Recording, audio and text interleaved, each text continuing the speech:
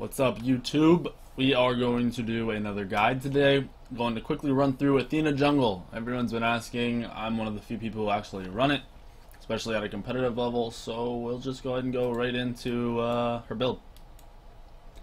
Start off with starter items. Bumba's Mask, 100%. I like Purple Potion because your clear is pretty decent as is, and it just speeds it up, and you can play aggressive, and being able to play aggressive on a god like Athena isn't really just gonna come to you. You gotta you need the advantage, so having Purple Pot is gonna help with that. Health pots, 3 of them like always. Mana potions, 2 of them like always. Alright, so build has changed a little bit from what you've seen on my stream. I now go Shoes of Focus, sorry. They were buffed. The mana from Shoes of Magi was switched off of Magi to Focus. So now you have 250 mana, which is kind of nice, but it's not really the key. It's just Magi boots were OP. They were really strong. And now you can have that CDR early. You get more ults off, which is kind of the key to Athena. And then the fact that you can taunt more and burst more, just be more aggressive, is really useful. So you're going Shoes of Focus. Second item, E-Staff, Ethereal Staff. 600 health, you can't go bad. It's technically tanky against all targets because most people don't have much pen at this point. So just having 600 HP, it's huge. You get a little bit of power, get some more mana, it's all good. Third item, Mail of Renewal. Mainly get this so you're tankier and so you have the CDR. You're not going to cap out with this build, but that's okay. You do not need to cap out. It's just this mix of a decent amount of CDR and health and protections and everything at this point is amazing. You're unkillable basically unless you're super far behind. Fourth item, Voidstone, just to get some penetration online, to get some more magical protection because you don't have any yet, and some power. It's just a really good item, I think, in my opinion. It may not have health, but it's still really strong. Fifth item, Soul Reaver, so your burst is that much more. Basically with this item, when you go on a mage or you go on an assassin who's not tanky, or you go on a hunter, you can do like half of their HP in the taunt. Unless they beads, and if they waste beads, you just back off and you go back in right after they use beads. Cool, whatever. After the abilities are back up, they don't have beads. You can just burst them down again. Last item, Rod of Tahuti, just more power, more burst, more damage. That's the whole key. So with this build, you get a mix of the CDR you need, the cooldown, the health, the protections, and the damage. The damage just comes online late because your base damage is good enough to run you through for these first 3 items. And then as actives, you want Blink almost like all the time. It's just really useful. You don't have to waste your dash to get into the fight. The fact that you can just blink in, taunt, burn some beads for your Blink cooldown is definitely worth it. They are on different cooldowns, so you'll have Blink up again to be able to burst them down before their beads are up. And then beads I like because if people are focusing you and you're getting wrecked, you can just beads and dash out. It resets your cooldown, so it's technically more burst. Or if you can just go Shield of the Underworld if that's what you want to do. Shield of the Underworld's great. If they can't kill you, you're just so far ahead they just aren't killing you. Just go Shield of the Underworld and stand in their face and they won't be able to kill you. It'll be a good time. So the beads are kind of flexible. The rest of the build technically is flexible. If you don't want Mail of Renewal, which even after this nerf is still amazing, you should still be building Mail of Renewal. But if for some reason you just don't want Mail of Renewal, you can go into the other Breastplate of Valor, and max out your CDR, but then you get no health, which I don't like personally at all. Or you can go into Spirit Robe and just have magical and physical protections and be unkillable. It's preference, it's team comp you're playing against, there's a lot of things that go into it. So yeah, you just make the decision. Now abilities. You want to start off with your 3. Your 3 does a lot of damage, as you can see. It initially does, I don't know what it is. It's like 70 damage with your Purple Pot or something, or 75 damage, something, I don't know. It's a decent amount of damage for the initial damage, and then it blows up again a second time and does even more damage, which is crazy. So your clear on camps is very fast with your 3. Then you want to rank up your 1. It does a little bit of damage. It's actually a decent amount of damage. It slows, it procs the, the throwy auto attack, which is good, and it's more mobility. You can't go wrong. So you're going to max your 3. You're going to max your alt. This is up to you. You can max your 1 or your 2.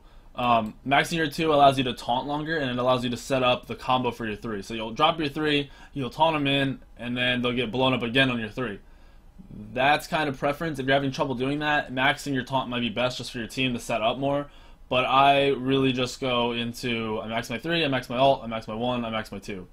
But to start off with, you're going to want to go, more than likely you want to go 3, and then you want to go into your 1, and then you'll want to have your 2. Whoops, sorry, you don't want 2 of these. Let me clear this.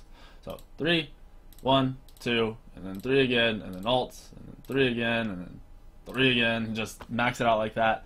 You're basically going to want your 3 doing full damage, your ult doing full damage, because if your ult hits somebody, it's chunks. It's huge. Look at 90% scaling, and then 750 base at max strength. It's pretty sick. Your 1 hits pretty hard, and people don't really realize it actually does damage. So your 1's kind of that catch you off guard type damage, and then your taunt is obviously your setup, which is huge. So this is how I build her, and she's just really, really good with this build.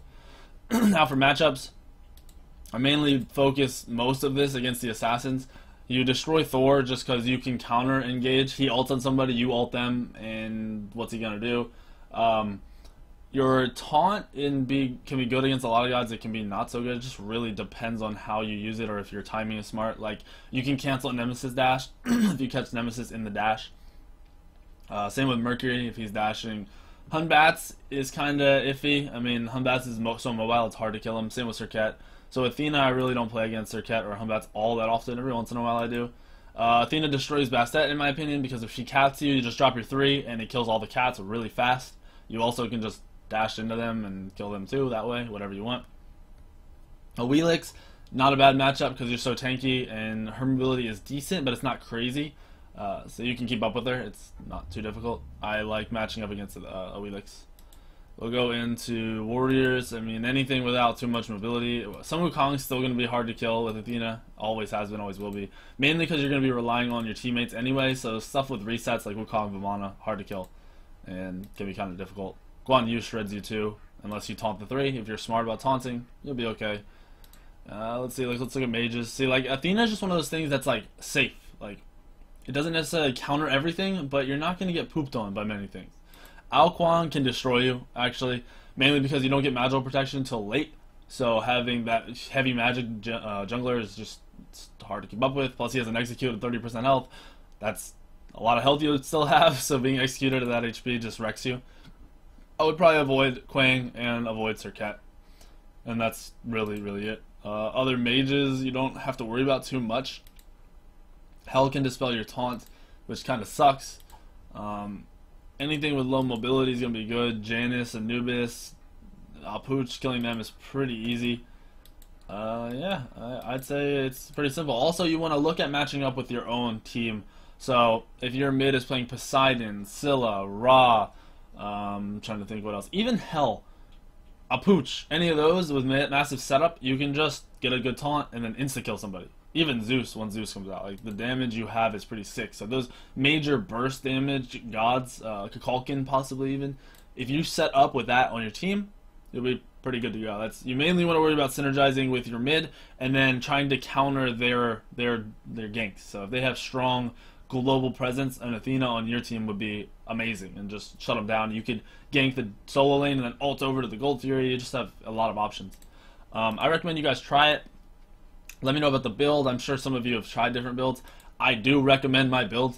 You can go ahead and put in the comments what you run, but you're not really going to change my mind. I've tried a lot of different things, and you do not need crazy damage in your first 4 items. It's just, you don't need like a Soul Reaver in 4 items, or a Rod, or Kronos. You just don't need crazy damage. So I recommend trying my build, thinking about the matchups on your team and the other team when you do that, and just letting me know how it goes. Leave it in the comments, like the video, subscribe to the video. It really does help.